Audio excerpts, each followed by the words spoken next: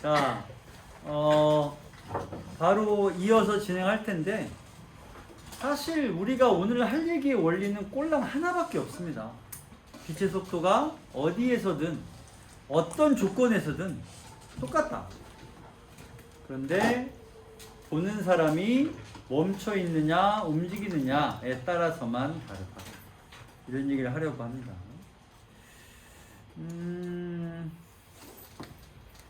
여기서 말하는 시속 110km라고 하는 거는 기차의 속도에다가 움직이는 속도가 더해져서 이렇게 된다는 얘기인데, 이렇게 뉴턴 역학에서는 속도의 더하기가 적용된다는 얘기죠. 뉴턴 역학에서는요. 그런데 자리에 앉아있는 한 승객이 기차 방향 똑같이 진행 방향입니다. 이 사람은 손전등을 비추고 여기선 빛이 나옵니다. 그러면 도망가는 사람이 뛰는 속도는 기차의 속도 더하기 본인 속도인데, 그럼 빛의 속도도 기차의 속도 더하기 빛의 속도. 초속 30만이죠. 시속으로는 뭐 이 정도가 되는데요. 기차 바깥의 사람은, 질문, 정지해 있나요? 운동하나요? 기차 바깥. 정지해 있죠. 여기는 정지. 이 손전등의 속도는 얼마로 보일까? 뉴턴 역학에 따르면 더하기라고 했으니까 100 더하기 초속 30만, 시속이라면 10억 정도. 따라서 어쨌든 10억 혹은 초속 30만, 즉 빛의 속도보다는 빨라져야지 100km만큼. 근데 실제는 그렇지 않다는 얘기죠. 그러면 이렇게 되겠네요. 이렇지 않다는 얘기죠. 빛의 속도는 한계 속도이므로 빛보다 빨라질 수 있는 속도는 없다. 절대적인 속도이다. 어떤 물체에 어떤 속도를 더하든 그 물체가 빛의 속도를 넘어가는 것은 절대로 안 된다. 한계가 빛의 속도이다. 따라서 어떤 위치에서 누가 관찰하든 언제나 이렇게 일정해. 이게 우리가 오늘 알아야 할 딱 하나의 진리인 거예요. 빛의 속도는 일정하다. 그러면 빛의 속도 더하기 시속 100 해봤자 똑같이 빛의 속도. 그러면 어떤 일이 되느냐? 더하기의 원리가 깨져. 다시 말해 뉴턴 역학이 부정되는 것이죠. 이것을 광속 불변의 원리라고 하고요. 따라서 이것은 뉴턴 역학의 부정, 반대되는 겁니다. 이처럼 빛의 속도는 절대적이고 변하지 않는 것이며, 절대적으로 생각하기 쉬운 시간과 공간이 오히려 상대적이다. 다시 말해 시간이 느려지거나 공간이 휘어진다 라는 얘기를 우리가 나중에 또 하게 될 겁니다. 자, 그러면 이에 따르면 달리는 자동차처럼 움직이고 있는 공간의 시간은 정지해 있는 공간의 시간에 비해 느려진다. 그런데 우리는 실제로는 그런 일을 겪은 적이 없죠. 이유는 아까 말했듯이 너무나 우리가 움직이는 속도가 느리니까. 그럼 우리가 얼마나 빨리 움직여야 속도가 느리는 걸 알 수 있느냐? 빛의 속도의 절반? 3분의 1? 어쨌든 가까워져요. 얼마나 가까워져야 될까요? 자, 더 가볼까요? 광속의 2분의 1. 초속 15만 킬로미터. 시속 5억 킬로미터. 시속 5억이면 뭐 어떻게 되는 거예요? 시속 5억. 잠깐만. 여러분 차로 가장 빨리 이동해 본 게 얼마쯤 돼요? 아니 하다못해 고속도로에서 달리면 시속 몇쯤? 여러분 스스로가 밟은 거 말고 부모님이나 어쨌든 남이 모는 차를 타면 어느 정도 빨리 이동해요? 300이요? 빨리 신고해. 신고했어. 미친 거 아니에요? 벌금 먹었었어요. 벌금의 문제가 아니지 이 사람아. 부딪히는 사람 무슨 죄예요? KTX를 타면 가장 빠른 구간에서 300쯤, 300이 사실 안 됩니다. 250쯤. 어쨌든 빠르긴 하죠. 비행기를 타면 가끔 비행기 그 모니터에 현재 이동 중인 속도가 뜰 때가 있어요.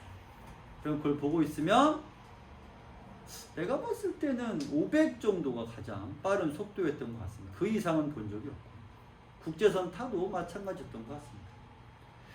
근데 시속 10억, 초속 30만 인데 그것을 절반이라고 해봤자 말도 안 됩니다. 자, 이렇게 되면 이때 시간은 운동하지 않는 비교했을 때 약 15% 정도 느려진, 잊지 마세요. 운동하면 느려져요. 멈춰있는 사람이 운동하는 걸 보면 운동하는 쪽이 느리게 보인다는 얘기죠. 광속의 3분의 2가 되면 더 빨라진 거죠. 느려짐은 34%쯤 됩니다. 그리고 광속에 가까워지면 시간은 거의 무한대로 늘어납니다. 계산식이 어떻게 되냐면 좀 이따 나와요. 계산식이. 지금은 그냥 말해주네요. 만약 누군가가, 자, 요건 따로 적어둘게요. 2분의 1일 때 15% 느려짐. 2분의 1 C인 거죠. 빛의 속도니까. 그 다음에 광속의 3분의 2쯤 되면 느려짐이 34%. 34%면은 분수로 따지면 몇 분의 1이죠? 3분의 1 약간 넘는 거예요. 3분의 33.333이니까 조금 넘겠죠. 만약 누군가가 빛의 속도와 빛은 무한대라면 그럼 그 사람의 시간은 무한히, 아하, 늙지 않겠죠. 무한히 늘어납니다. 경주용 자동차가 시속 300으로 달립니다.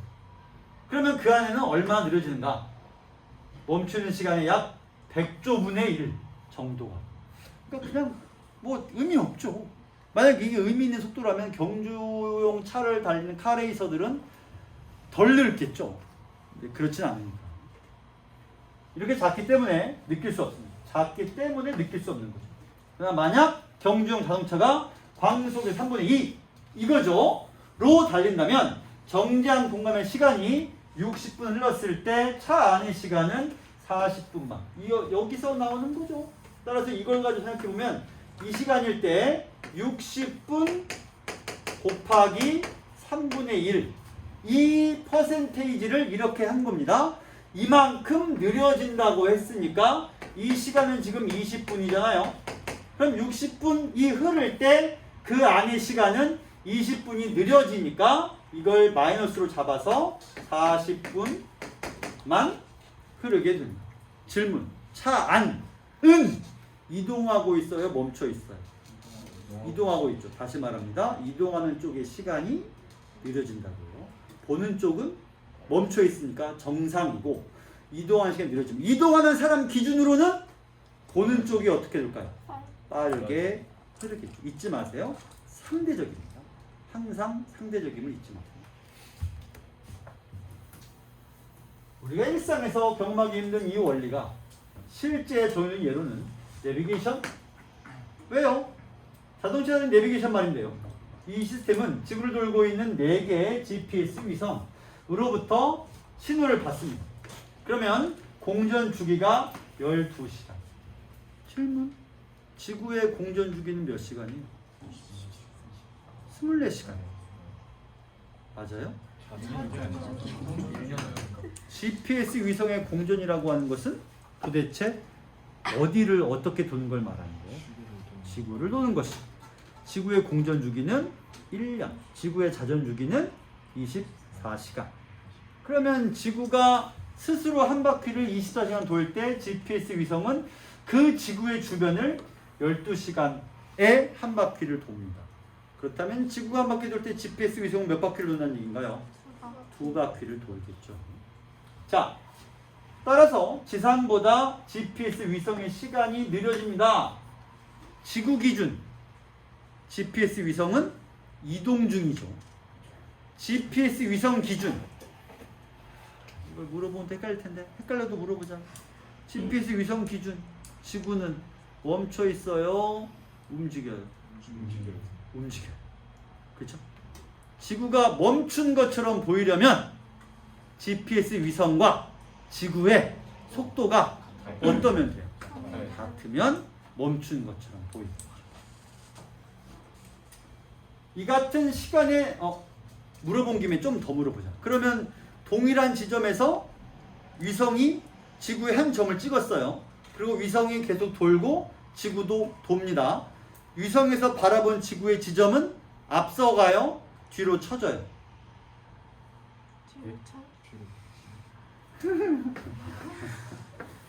이게 지구야. 여기가 위성이야. 이렇게 보고 여기를 찍었다고 치자.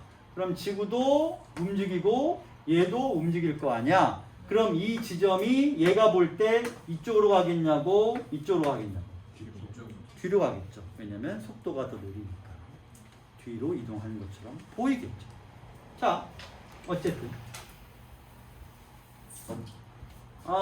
이 같은 시간의 느려짐 때문에 생길 수 있는 오차를 막기 위해 GPS 위성이 탑재된 시계의 주파수는 10의 마이너스 10제곱입니다. 이게 비율만큼 작게 설정하여 어쨌든 시간이 조금 더 빠르게 흐르도록 하였다라고 써있네요. 왜냐면 움직이는 쪽 시간이 빠르게 가니까 느리게 가니까.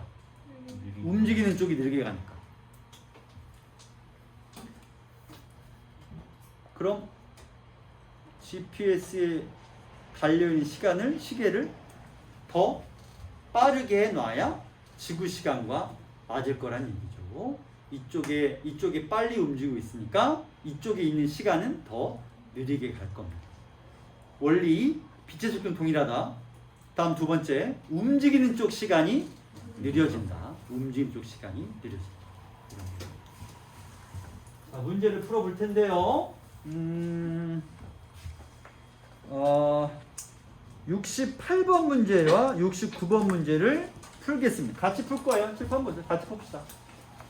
틀린 걸 찾는 문제입니다. 여기 보시고요.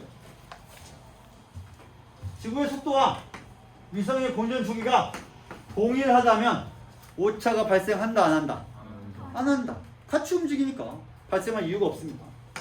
다음, 500의 고속철도에서 손전등을 진행 방향으로 앞으로 비추었습니다. 밖에서 본다면 빛의 속도는 초속 30만이다. 30만은 500을 더해야 되지 않아요? 아닙니다. 왜죠? 제1 원리. 빛의 속도는 우주에 언제 어디나 어떤 조건에서나 일정하다. 이렇게 되는 거죠. 다음 2번. 광속의 2분의 1 속도. 그러면 이만큼 느려질 텐데 달리는 기차 안에 있다면 정지한 공간의 시간이 정지한 시간이 1시간입니다. 기차 안의 시간은 빨라져요? 느려져요? 빨라져, 느려져? 움직이는 쪽이 어떻게 된다고? 느려진다. 누가 움직이고 있어요? 기차가. 그럼 기차 안의 시간이 어떻게 돼? 느려져. 따라서 넘게가 아니라 1시간이 안 갔을 겁니다. 아직 뭐 50몇 분. 12%니까 50한 3분쯤 지났겠죠. 자, 4번. 시속 200으로 가는 기차에서 진행 방향으로 시속 50의 속도로 공을 던졌습니다. 기차 밖에서 보면 200 더하기 50 더하기의 원리니까 250. 어렵지 않네요. 5번. 공전 주기가 6시간. 원래 몇 시간이라고요? 12시간. 그럼 더 빨라진 거예요? 더 느려진 거예요? 더 빨라졌네. 지구보다 2배였는데 지구보다 4배 빨라졌습니다. 탑재되어 있는 시계는 시간이 따라서 원래 빠르게 되어 있지만 더 빠르게 해야 더 느려진 시간을 벌침할 수가, 따라잡을 수가 있을 겁니다. 따라서 더 빠르게 이렇게. 그래서 틀린 선지는 3번. 자, 69번. 기억의 사례. 기억이 뭐예요? 속도의 더하기를 찾아요. 어느 겁니까? 속도의 더하기.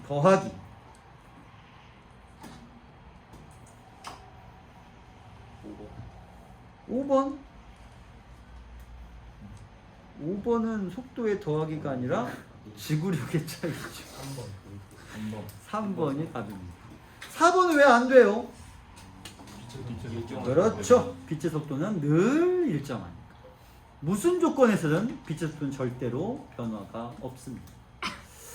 자, 자, 그럼 이제 슬슬 고3 수준으로 올라와 봅시다. 이제부터는 고3입니다. 이게 어딨더라? 잔잔한 어쩌고니까 36쪽입니다. 길죠? 길어요. 이 지문까지 하면 아마 오늘 수업이 거의 마무리가 될 겁니다. 자, 시작해 봅시다. 자, 잔잔한 호수에 배한척이 시속 10km의 일정한 속도 말합니다. 등속 운동을 하고 있어요. 움직이고 있습니다. 배 안에 영수가 있습니다. 그럼 영수는 움직여 멈춰? 움직이고 있습니다. 지상에 영희가 있습니다. 영희는 움직여 멈춰? 멈춰 있습니다. 정지한 영희가 움직이는 영수를 보고 있어. 질문, 영수 입장에서 누가 움직이고 있어요? 영이죠. 왜냐면 영수는 자기가 보는 물리계의 기준이 자기이기 때문에 영수가 영희 쪽으로 가고 있다면 사실 영수는 영희가 다가오는 걸로 보일 것이고, 영수가 영희로부터 먼 쪽으로 배를 저어 가고 있다면 영수가 보기에는 영희가 멀어지는 것으로 보일 겁니다. 물론 영희는 발을 움직이지 않고 있으니까 위화감이 있겠지만 어쨌든 그런 것이죠. 공을 각자 자신의 머리 위로 던집니다. 공을 처음 위치에서 다시 받게 되겠죠. 공이 떠 있는 동안 배가 움직인다고 해서 처음보다 뒤에 떨어지지는 않습니다. 이 현상을 모든 관성계는 물리적으로 동일하다라고 표현합니다. 이것이 갈릴레이의 상대성 원리의 전제입니다. 요거를 이번 시간에는 이해를 해야 됩니다. 모든 관성계는 물리적으로 동일하다. 그래서 이걸 가지고 조금만 더 올라가면 여러분이 무슨 결론을 낼 수 있냐면 관성력과 중력은 구분할 수 없다까지 갈 수 있는데, 거기까지 간 과정이 길고 험난하니까 오늘은 거기를 안 갈 거고요. 오늘은 그냥 딱 상대성 원리까지만 얘기할 겁니다. 관성이 뭐예요? 그래서 움직이는 건 움직이는 걸로 하고 정지는 건 정지는 상태로. 물리를 배운 사람들이 얘기하는 겁니다. 당신은 물리를 배웠나요? 물리원. 관성이 뭐예요? 물리를 배운 사람이죠. 현재의 운동 상태를 계속 유지하려고 하는 것을 관성의 법칙이라고 부릅니다. 멈춰 있는 건 그럼 계속 뭐 하고 싶겠어요? 멈춰 있고 싶겠죠. 운동하는 건 계속 운동하고 싶어 한다. 그럼 멈춰 있는 것들, 운동하는 것들은 언젠간 멈추던데 그건 왜 그런 거예요? 관성력에 따르면 계속 운동해야 될 거 아니에요. 근데 왜 멈춰요? 보통은 마찰 때문이죠. 마찰이 운동 방향의 반대쪽으로 대상을 잡아 끌어서 멈추게 만듭니다. 사람이 계속 운동하다 멈추는 건 보통 뭐 때문이에요? 배가 고파서죠. 뭘 먹어야 되니까. 배고파서 멈춰야 됩니다. 자, 마찰을 감안하는 거는 지문에 조건이 나올 테고, 그게 없다 가정한다면 관성력은 움직이는 걸 계속 움직이게 할 것이고 멈춰 있는 건 계속 멈춰 있게 할 겁니다. 관찰자가 정지 혹은 둘 중에 하나입니다. 등속 직선 운동. 다시 말합니다. 조건이 두 가지로 나왔어요. 정지에 있거나 가속 운동이 아니에요. 등속 직선 운동. 등속의 반대는 가속일 테고, 직선 운동이 아닌 운동은 뭐가 있어요? 회전 운동. 근데 회전 운동은 풀어서 보면 순간순간 잘라서 보면 그것도 사실은 직선 운동이지만 어쨌든 일단 이겁니다. 멈춰 있거나 같은 속도로 계속 일직선으로 움직이는 운동입니다. 있다면 관찰자는 관성계에 있는데 관성계 속에 있는 영수와 영희를 생각해보자. 영수와 영희는 서로 상대적으로 운동하고 있습니다. 이미 얘기했습니다. 아까 영희를 기준으로 보면 영수가, 영수 기준으로는 영희가, 이미 했던 얘기입니다. 누가 진짜로 서 있고 또 누가 진짜로 움직이는지 결정할 기준이 없다라고 써 있습니다. 발을 움직이면 발을 움직이는 사람이 움직인다 가지고있지만 영수와 영희는 둘 다 지금 발을 움직이지 않고 있습니다. 그렇잖아요. 배 위에 서 있으니까 배가 움직이는 거죠. 갈릴레이는 지동설을 주장하면서 지구가 그렇게 빨리 움직인다면 왜 던져 올린 공이 뒤쪽으로 떨어지지 않냐는 비판에 곤혹스러워했다. 하지만 관성계를 통해 그 비판을 해결할 수 있었다. 해결했습니다. 어떻게 해결했나요? 던져 올린 공과 공하고 영희가 모두 지구가 움직이는 속도와 같은 속도로 운동하기 때문이라고 설명할 수 있다. 칠판 보실까요? 여기 보세요. 지구가 이렇게 되어 있고 이런 속도로 굉장히 이 방향으로 굉장히 빠르게 돌고 있습니다. 그럼 지표에 있는 사람이 공을 쏘아 올리면 이 사람은 엄청 빠른 속도로 어디로 올 거냐면 계속해서 돌고 있겠죠. 근데 공도 뭐 한다는 얘기예요? 여기서 이 운동 에너지를 가지고 쏘아 올려졌기 때문에 공도 이쪽으로 가서 여기 이 방향, 여기서 이렇게 올라갔다가 떨어지는 거고 사람도 이렇게 가서 그 공을 그대로 머리 위로 받게 되겠죠. 운동 에너지를 그대로 가지고 있으니까. 롤러코스터 타고 가다가 벨트가 없는 상태에서 갑자기 멈추면 사람은 어떻게 돼요? 튀어나가지. 왜죠? 관성이 무슨 관성? 이 사람에게 무슨 관성이 있어요? 운동관. 계속 움직이려는 관성이 있죠. 근데 롤러코스터가 급정지를 하면 이 사람은 움직이려는 관성을 가지고 있으니까 앞으로 튀어나가는 걸 벨트가 막아줄 텐데 벨트가 없으면 빠른 속도를 경고할 수 있겠죠. 그 이후에 한번 내할 바 아니고요. 자, 이런 것이 우리가 얘기하는 관성계입니다. 자, 그런데 다시 영수는 호수 위를 움직이는 배 위에 있고 영희는 호수 밖, 여기는 호수 위, 여기는 호수 밖 움직이고 여기는 멈춰 있습니다. 정지. 이때 새가 호수 위를 영수의 배가 나아가는 방향 같은 방향으로 시속 40으로 날아갑니다. 영수와 영희가 동시에 그 새의 속도를 측정합시다. 속도니까 똑같이 이거 아까 이미 우리가 썼던 거죠. 속도는 거리를 시간으로 나누는 것인데 결과가 다릅니다. 영희는 이렇게 측정하겠지만 영수는 자신의 속도 10km를 뺀 시속 30으로 측정합니다.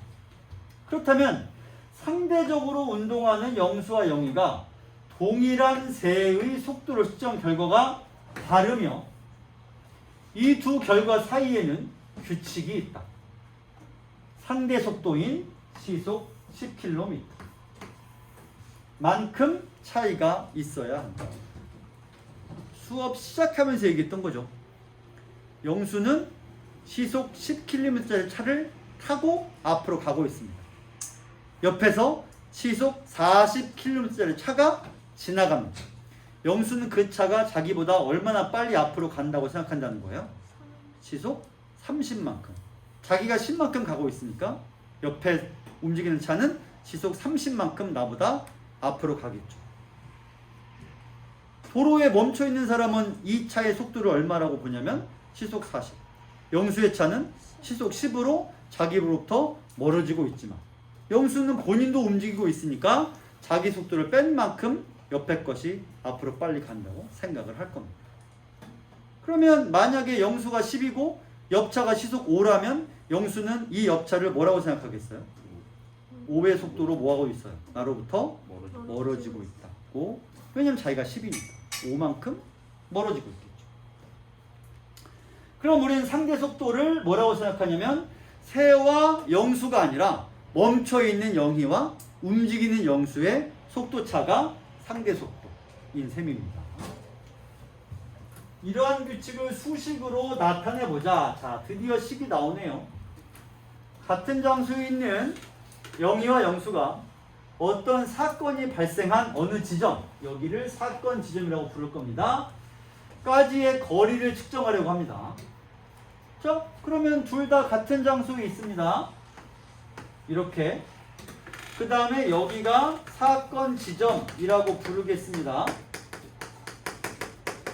그런데 영희는 정지에, 상대적으로 정지에 있다는 말에 상대적이라고 하는 것은 두 사람이 같이 있고 여기가 지점일 때 영희는 여기에 정지에 있고 그 다음에 영수는 사건 지점을 향해서 속도 v로 움직입니다.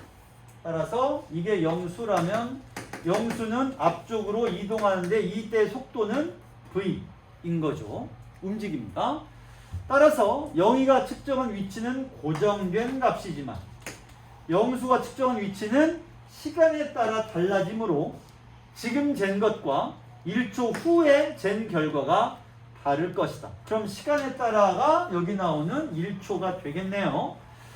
즉 영수와 영희가 여기 있을 때에는 측정값이 이 값으로 동일하지만 시간이 흐르면 영수의 측정값은 줄어듭니다. 왜냐하면 영수가 시간 t가 흐를 때마다 여기 와 있다가 그 다음엔 또 여기 와 있다가 그 다음엔 또 여기 와 있을 테니 값이 여기까지 값이 영희 입장에서는 한 번도 변한 적이 없지만 영수는 이만큼이었다가 이만큼이었다가 이만큼으로 거리가 줄어들겠죠. 이건 뭐 어려운 얘기가 아닙니다. 영수가 v의 속도로 움직이므로 t초, 이제 여기가 1t, 여기는 2t, 여기는 3t. 따라서 거리를 재면 영수에게는 속도 곱하기 시간만큼 줄어들게 된다.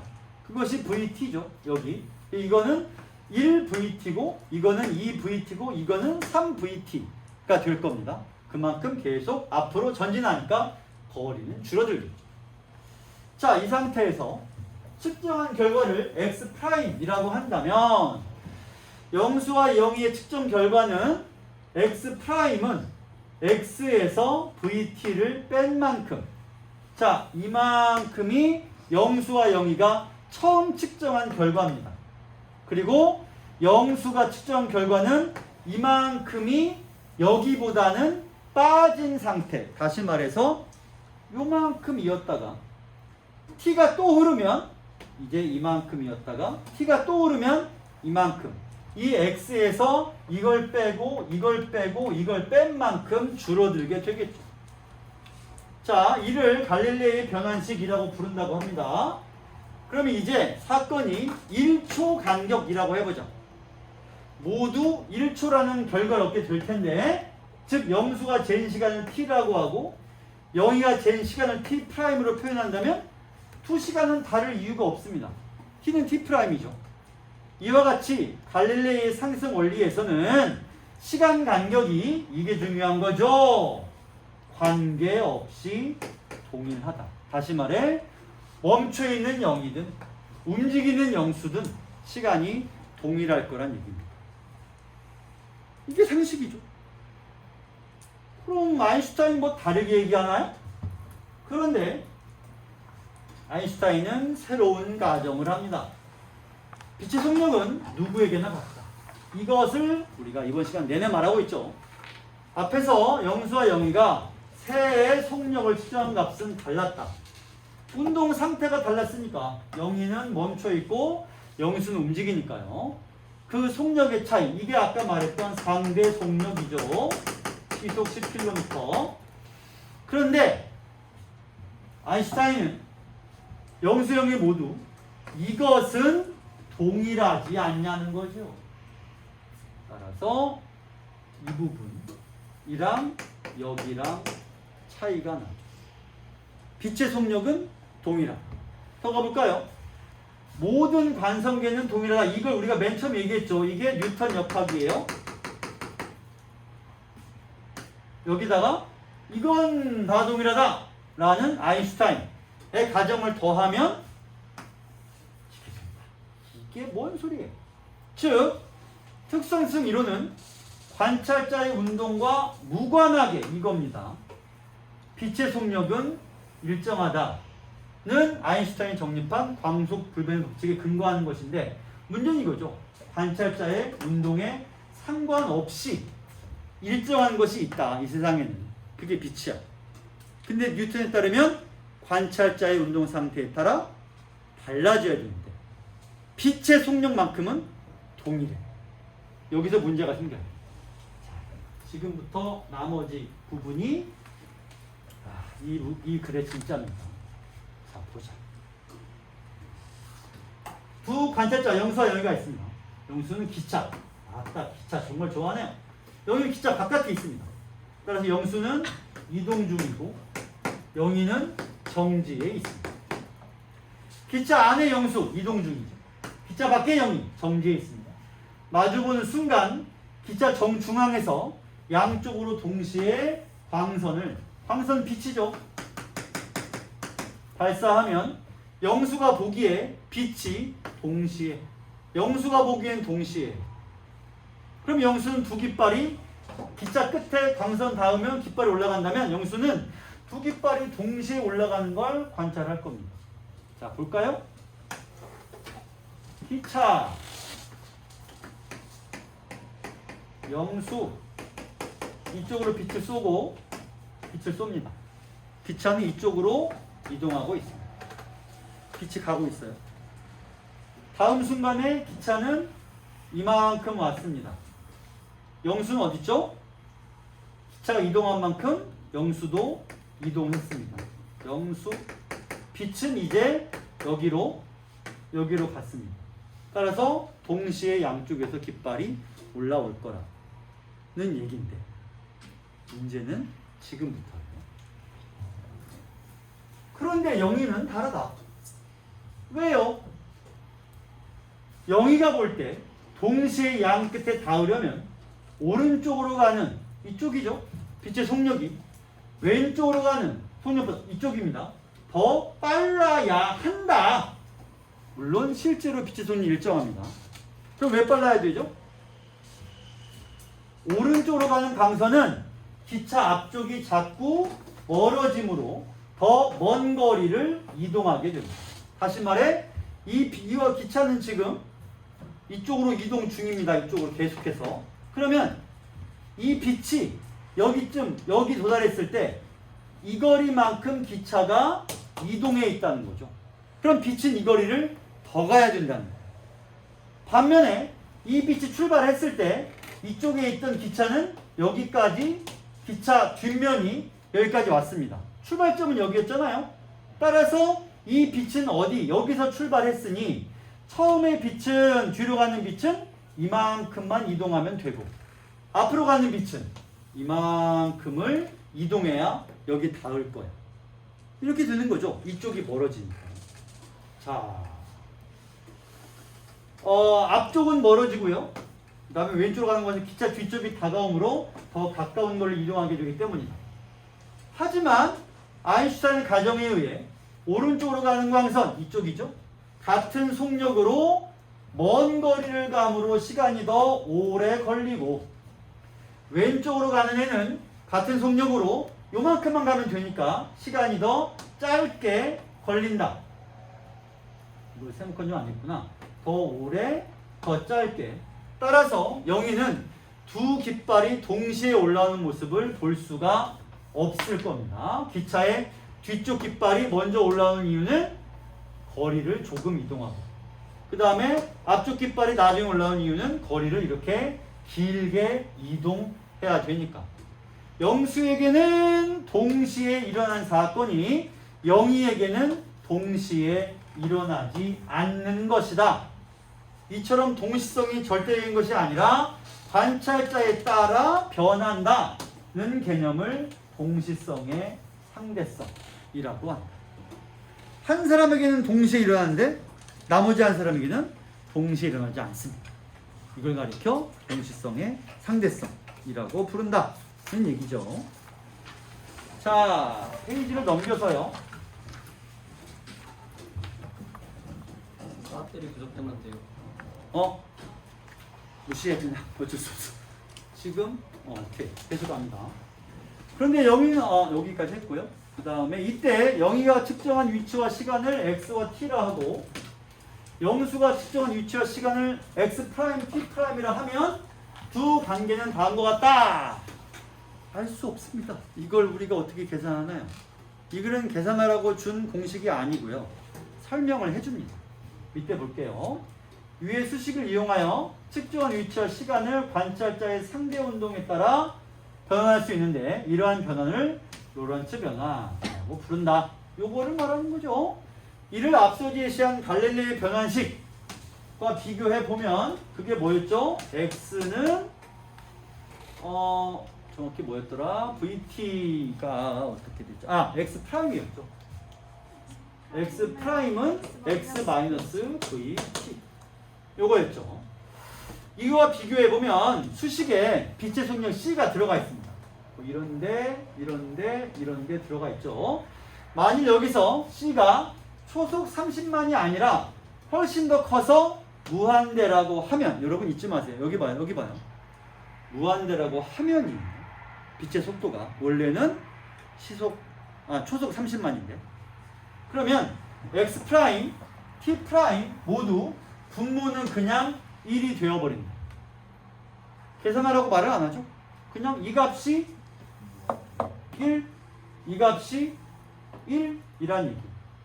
그럼 이 값이 1이라는 얘기는 그냥 분모가 없다는 얘기죠. 분모가 1이니까. 그럼 결론이 뭐가 되죠?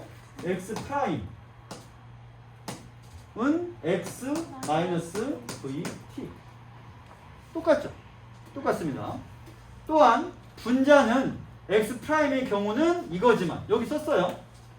t 프라임의 경우는 t만 남는다. 무슨 말이죠? 여기 t 프라임이 있고 이것이 1이 되니까 t 프라임은 그냥 t가 된다. 이렇게 되겠네요. 자, 그러면 결국 x 프라임은 x 마이너스 vt라는 갈릴레이 변환식은 로런츠 변환식, 여기서 빛의 속력이 무한하다고 가정했을 때 나오는 결과. 여기 보세요. 여기서 빛의 속력이 무한하다 라고 하면 그냥 그대로 나온다는 얘기예요. 그런데 빛의 속력은 실제로 얼마냐면 초속 30만입니다. 그러면 갈릴레이에 따르면 기차에 타고 있던 사람이 빛을 앞으로 쐈어요. 그럼 빛의 속도는 갈릴레이에 따르면 더하기의 원칙이 적용되니까 원래 속도보다 더 어떻게 돼요? 기차 속도만큼 더해지겠죠. 비행기에 타고서 빛을 쏘면 비행기 속도만큼 더해지겠죠. 즉 빛의 속도가 더 뭐해질 수 있다는 거예요. 빨라질 수 있다. 그게 무슨 말이에요? 이거예요. 계속 커지니까. 그리고 아인슈타인은 빛의 속도가 뭐라고 말한 거지? 일정하다. 즉 더 커질 수가 없다라는 거죠.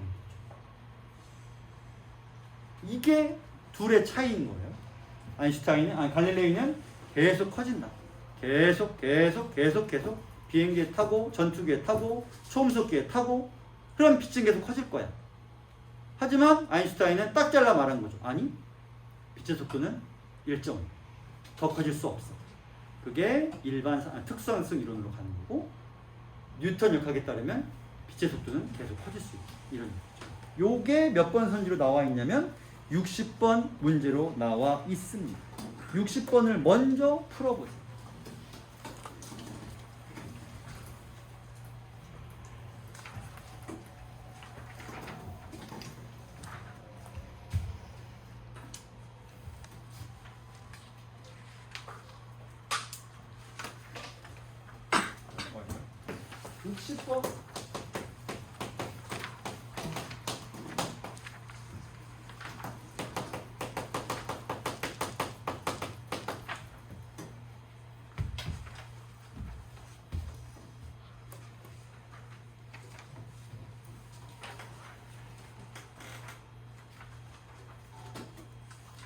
방금 말한 내용을 그대로 적용하면 됩니다.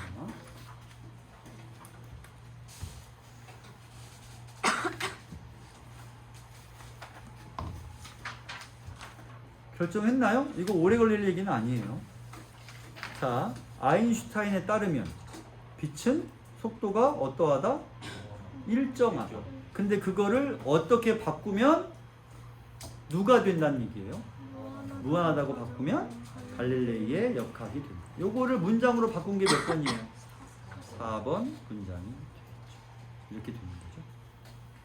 자, 그럼 나머지 문제를 풀도록 시간을 잠깐 줄 테니 풀어보십시오. 3분 정도 시간을 드리겠습니다.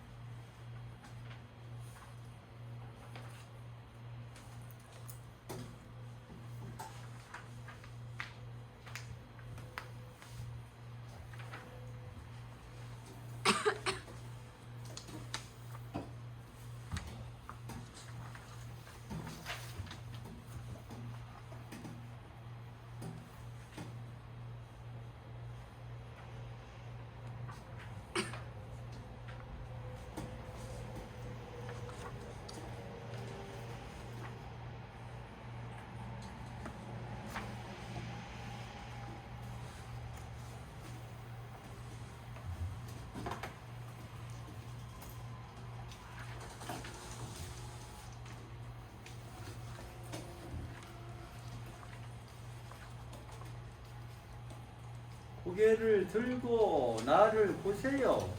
자, 여러분들이 상대성을 이해했는가를 이 58번 문제 하나로 점검해 볼 수 있습니다.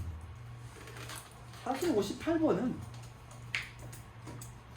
지문이 필요가 없는 문제입니다. 그래서 질문, 나를 보세요. 여기 봐요. 내가 직선 얘기를 먼저 하겠습니다. 직선. 이동하고 있어요. 그리고 관찰 대상. 도 이동하고 있습니다. 둘은 등속이라고 합시다. 관찰자인 내가 보기에 상대는 어떤 상태인가요? 정지해 있겠죠. 요거는 쉽게 이해할 수 있죠. 그 다음에 내가 보기에 관찰 대상이 나로부터 멀어지고 있거나 혹은 나로부터 더 빠르게 이동하고 있습니다. 그러면 이것은 내가 정지해 있다는 증거가 된다. OX. 나로부터 멀어지거나 나보다 빨리 이동하는 건 내가 멈춰 있다는 증거이다. 맞나요? 아니죠. 내가 이동하고 있어도 상대 속도에 따라서는 나로부터 멀어진 것처럼 보이거나 나로부터 더 빨리 앞으로 가는 것처럼 보일 수 있습니다.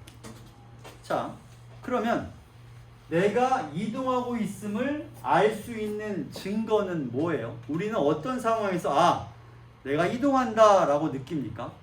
상대방과 나의 어떤 상태를 두고 내가 이동 중이다 라고 알 수 있어요.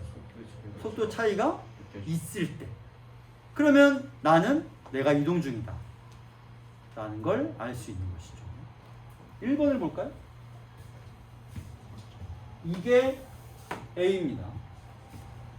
이동하는 물체가 있습니다. 이동하는 물체가 있다라는 말이 그냥 무슨 뜻이냐면 나와 상대의 속도가 어떠하다는 뜻이에요. 다르다란 뜻, 이상도 이하도 아닙니다. 나보다 상대가 빠르면 앞으로 갈 것이고 나보다 상대가 느리면 뒤로 갈 거고요. 때문에 이동하는 물체가 정지해 있는지 어떤지 따위는 나는 알 수가 없습니다. 다음 두 번째. 이동하는 물체가 나랑 같은 속도로 이동하고 있다면 나는 그게 뭐 하고 있다고 느낄까요? 정지해 있다고 느낄 거. 따라서 여기가 틀리거나 아니면 여기가 틀리거나 둘 중에 하나는 틀립니다. 다음 3번. 정지해 있는 물체가 사실은 관찰자와 다른 속도로 이동하고 있다는 말이로군. 내가 정지해 있는 걸 본다는 것은 상대적으로 말할 때 이렇게 본다면 그건 무슨 뜻이에요? 대상과 나의 무엇이 동일하다? 속도와 방향이 동일하다. 그런 뜻이죠. 따라서 다른 속도라고 하는 순간 이미 틀린 말이 됩니다. 다음 4번. 정지해 있는 물체가 사실은 나와 같은 속도로 이동. 드디어 답이 나왔네요.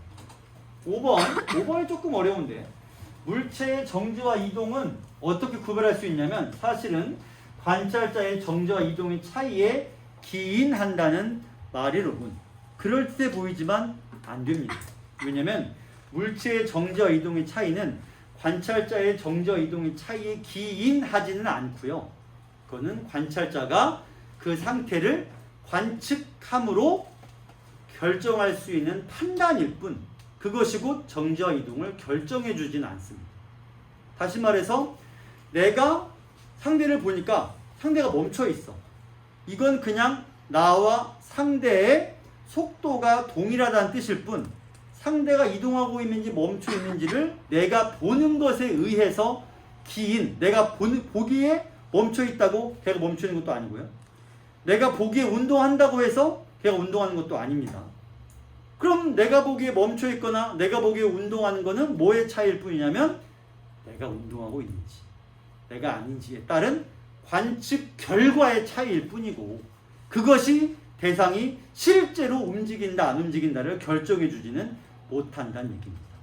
5번 선지는 어디가 틀리냐면 여기 기인한다는 말이 틀리게 됩니다. 이건 해설이 제대로 안 나와 있어서 이 설명을 듣고 이해를 해야 돼요. 59번은 쉽습니다. 아까 한 얘기예요. 얘가 이렇게 똑딱이라고 한다면 이쪽으로 갔을 때는 거리가 이렇게 늘어나게 될 테니 거리가 늘어남으로 속도가 일정하니까 시간도 늘어나서 느려질 것이다 라는 얘기를 아까 했습니다. 그러면 틀린 걸 고르라고 했네요. 5번 선지. 아인슈타인의 특수 상대성에 따르면 우주선이 날고 있는 경우 누구의 시간이 느리게 가요? 움직이는 사람, 멈춰 있는 사람. 움직이는 사람. 그래서 누가 우주선 안에 있나? 영수네요. 그럼 영수의 시간이 느리고 영희는 상대적으로 영수보다는 빠르게 갈 겁니다. 그래서 5번 선지가 틀린 선지가 되겠네요. 57번부터 60번까지 해서 질문 있으면 하시고 57부터 60까지 질문이 없으면 그 다음 질문 내가 뭐 했더라? 이 질문인데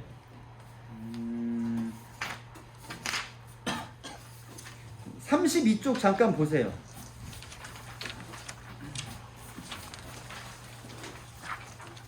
내가 여러분 교재에다가 해설을 실어놨거든요. 그래서 이거 풀고 해설을 보고 여러분이 공부할 수 있을 거라서 내가 뭘 할 수 없냐면 이거 풀어서 가장 빨리 가져왔으면서 정답을 맞힌 사람에게 상금을 주겠다라는 걸 할 수가 없습니다. 답을 줬으니까.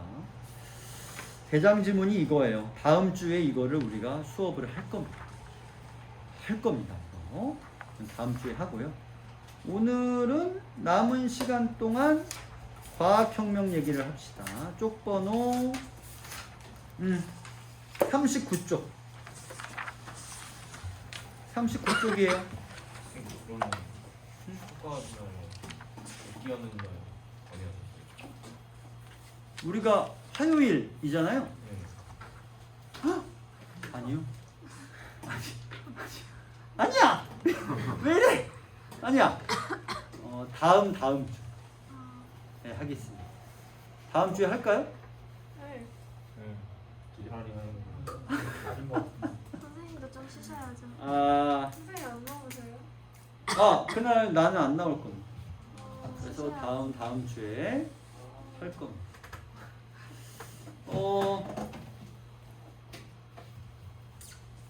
상대성 이론이라고 하는 거는 내가 여러분하고 오늘 수업하면서 여러분 이 가져갈 거를 딱 하나만 말하라고 하면 이걸 말할 텐데, 그게 뭐냐면 빛의 속도가 일정하다 이게 아니고요.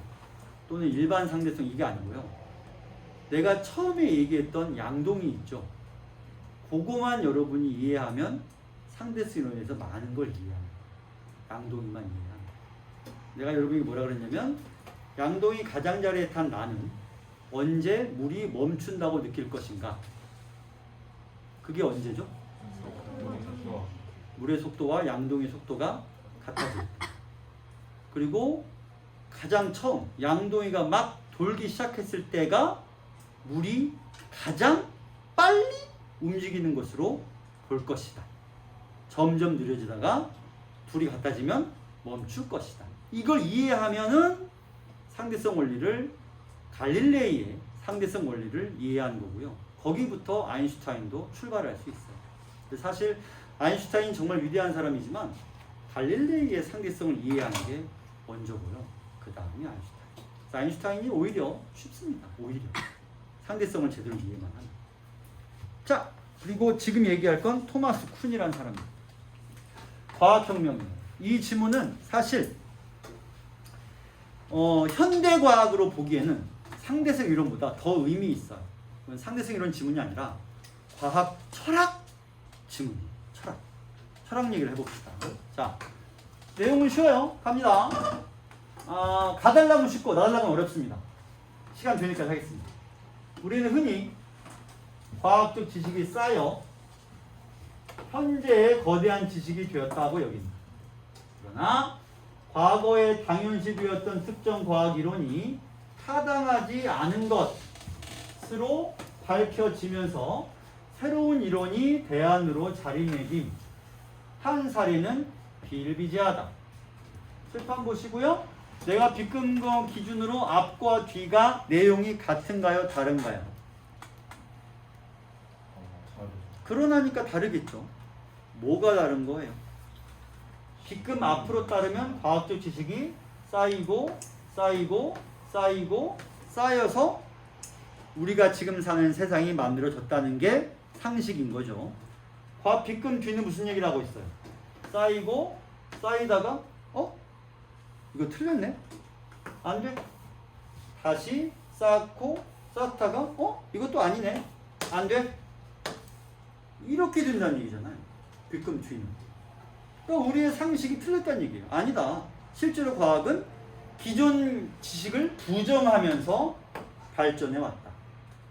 실제로 그렇잖아요. 우리 중에 누구도 지동설, 천동설이라고 할 때 이제는 아무도 지구가 우주의 중심이라고 믿지는 않습니다.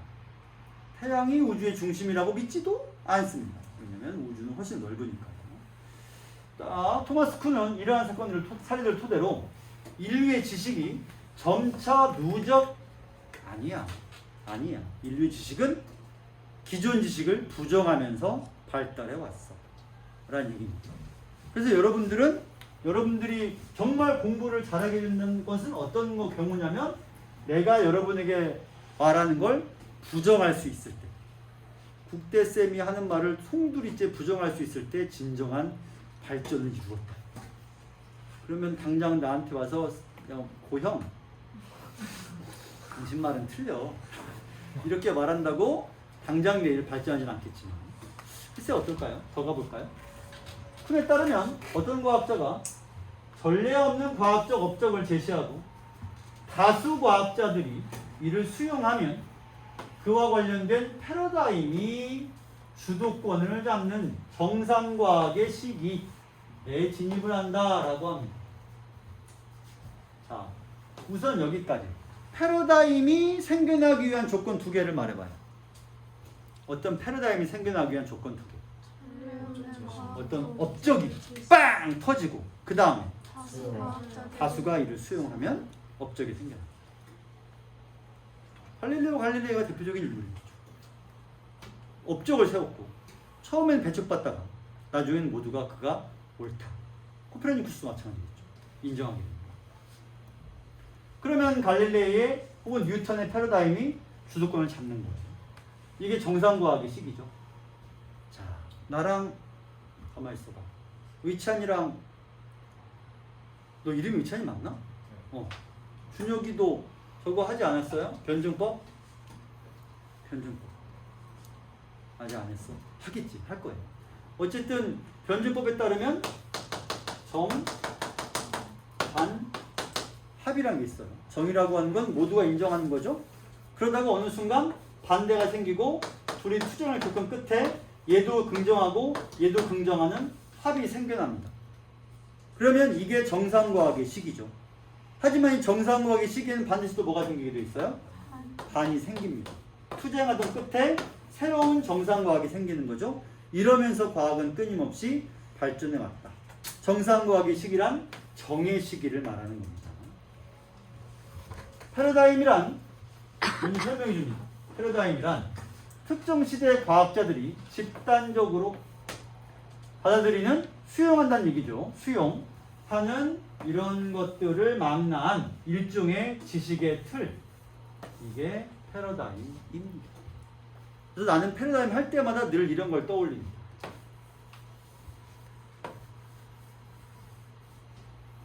요게 패러다임. 이 안. 그래서 내가 나 이게 무슨 뜻인지 궁금해 라고 뭘 집어넣으면 그 시대의 패러다임이 그건 이거야. 유용해. 쓸모없어. 좋은 거야. 나쁜 거야. 라고 결정해주는 틀. 이 틀이 패러다임이라는 얘기죠. 현대 대한민국의 패러다임은 뭐가 있을까요? 우리의 사고의 틀. 우리의 궁금증의 해결의 기준이 되는 틀이 있다면 그게 뭘까요? 과학? 아니면 효율성? 아니면 물질적인 이익? 도덕과 윤리일 수는 없을까요? 그런 건 왠지 서글퍼진다. 자, 패러다임이란 그런 겁니다. 지식의 틀이에요. 지식의 틀. 이 시기에 과학자들은 해당 패러다임을 뒷받침하는 모범 사례인 전형적인 상황과 그에 대한 표준적인 해법을 공유합니다. 공유란 말이 계속 나옵니다. 모두가 다 긍정한다는 얘기죠. 어떤 문제가 있어? 그 문제는 이렇게 해결돼. 아까 보여줬죠? 어떤 문제든 그 문제를 해결하는 뼈뼈뼈뼈 처리 과정 거쳐가지고 답이 쑥 나오는 거예요. 그 처리 과정을 가리켜서 패러다임이라고 부른다는 얘기죠. 이를 토대로 패러다임을 보다 정교하게 하는 관찰과 실험. 질문, 이 관찰과 실험은 패러다임을 지지하는 거예요? 공격하는 거예요? 지지하는 거예요. 계속 더 강화시켜요. 그런데 자, 내용이 뒤집어집니다. 그러한 패러다임이 현실의 모든 사례를 설명할 수는 없어요. 모든 사례는 반드시 아닙니다. 그럼 뭐가 생겨나? 정상과학의 시기에도 변칙 사례들이 시작됩니다. 혁명이 일어날 싹이 트고 있어요. 한두 개의 변칙이 출현한다고 하여 패러다임이 폐기되지는 않는다 했으니 여기다 세목한 주겠습니다. 한두 개는 그냥 그건 예외 넘어가는 거죠. 그러다가 무슨 일이 생길까요? 변칙 사례가 속속들이 발견됩니다. 한두 개가 아니에요. 어머나? 이를 심각하게 여기는 과학자들. 이 과학자들은 공유하는 집단인가요? 그들과 반대인 집단이 될까요? 이제 반대죠. 따라서 이렇게 되겠죠. 그래서 정상과학은 위기 국면으로 접어듭니다. 이게 둘이 싸우는 거예요. 기존 패러다임으로는 이해하기 힘든 그 변칙사리들을 잘 설명하는 새로운 패러다임이 등장하고, 그러면 다수 과학자들이 이를 수용하는, 여기 써있죠? 다수 과학자가 수용하는. 근데 이번에는 기존 거 말고 새로운 걸 다수가 수용하면 패러다임이 교체. 이거의 이름이 뭐냐면 사이언스 레볼루션이라고 부르는 거죠. 혁명이 일어나. 과학사에서 가장 위대한 혁명은 1번 혁명은 뭐였을 거냐면 갈릴레이의 혁명이었을 것이고, 그걸 이어받은 게 뉴턴이었을 것이고, 그 다음 혁명은 아인슈타인이었겠죠. 그 다음 혁명은 진행 중인 양자역학일 겁니다.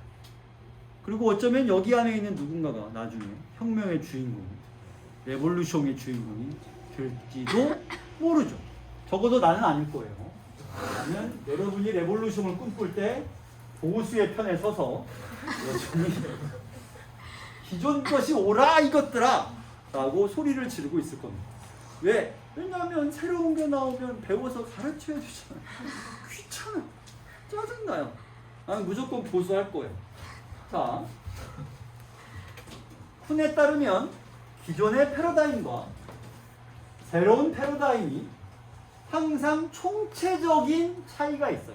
부분이 다른 게 아니라 근본적으로 달라야 돼요. 부분이 다르면 뭐 할 수 있냐면 융합할 수 있어요. 기존 패러다임이 변형된 채로 유지가 될 겁니다. 그게 안 될 만큼 너무 달라야 패러다임이 교체가 되겠죠. 자, 동일 잣대로 오타입니다. 이렇게 할 수도 있는 거 아니에요? 그럴 수도 있지. 없는 공약 불가능성. 여기서 공약이라는 말이 앞에만 같은 말이에요. 동일 잣대로 평가하는 걸 공약이라 그래요. 이 공약은 정치인이 하는 공약이 아니라 여러분이 수학계에서 쓰는 공약수 할 때 그 공약이 됩니다. 하나의 정상과학 내에서는 하나예요. 패러다임은 더 완벽해집니다. 이론과 관측 사이의 오차가 줄어들겠지만 과학혁명이 이루어지면요, 정상과학이 교체되겠죠. 이때에는 전체 과정을 보면 지식이 누적되는 식으로 발전 아니라니까. 아예 기존 지식은 폐기시켜버리고 새로운 게 등장하는 거죠. 따라서 누적은 될 수 없어요. 기존 건 안녕, 빠이빠이. 이게 바로 기성세대의 교체인 거죠. 신세대가 앞으로 나오려면 기성세대는 뒤로 물러나야 된다 를 보여주고 있는 거죠. 패러다임의 교체를 더 우월한 것으로 나아가는 진보라고 평가하기도 힘들다는 것. 어머? 그러면 이거를 동그라미 칠 게 아니라 이렇게 해야 되겠군요. 왜냐면 그게 진보인지 아닌지조차 알 수 없어. 그건 그냥 변화일 뿐이에요. 다시 말합니다. 패러다임의 교체는 진보다 아니다. 아니다. 그건 그냥 변화일 뿐. 거기에는 선악의 평가가 없다는 얘기죠. 그냥 변화일 뿐이에요. 변화. 자, 이렇게 해서 가달락이 마무리가 됩니다. 어려운 게 전혀 없어요. 철학에 가깝죠. 그래서 쿤은 과학 철학자라고 불려요. 토마스 쿤은 지금도 당연히 저술 활동을 왕성히 하고 있고요.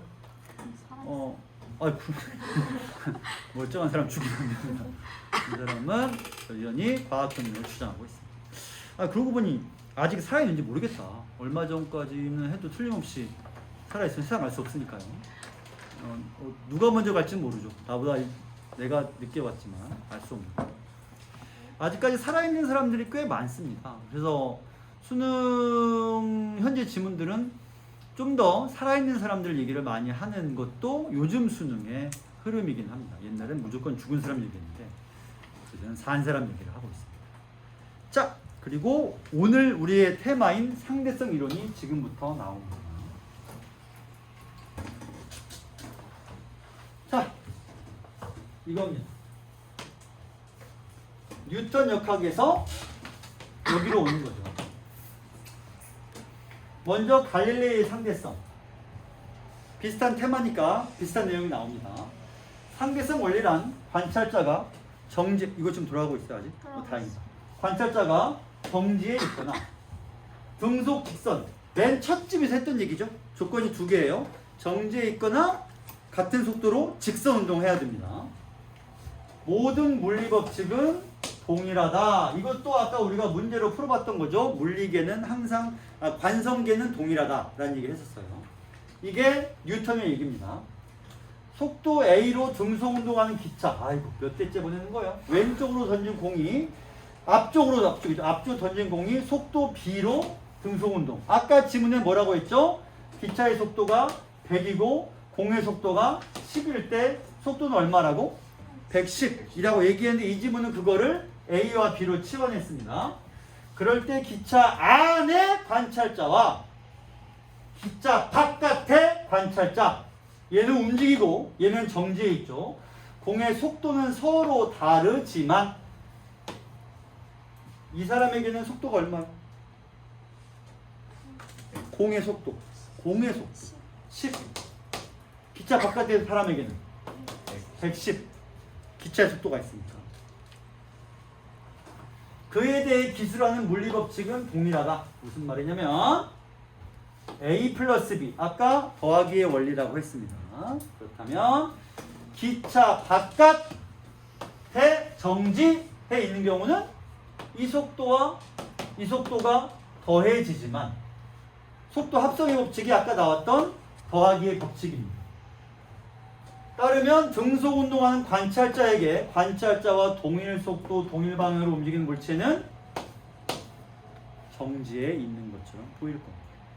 그러면 질문 A 더하기 B. A는 뭐의 속도냐면 기차의 속도. 그 다음에 B는 공의 속도. 밖에, 기차 바깥에 정지해 있는 관찰자에게는 A 플러스 B. 기차의 속도로 움직이고 있는 관찰자에게는 이 속도는 없으니까 0 더하기 10이므로 10 이렇게 되는 얘기죠. 이게 더하기의 원리, 더하기의 법칙이란 뜻입니다. 자기가 얘랑 타고 있으니까.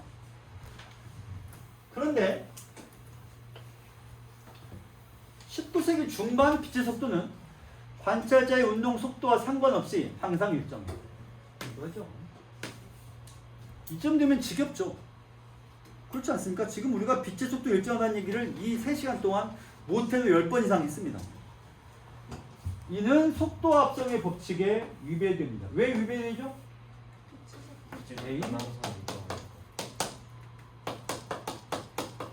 이래야 되는데 이 중에 하나가 빛의 속도면 여기다 B를 더했을 때 값이 얼마예요?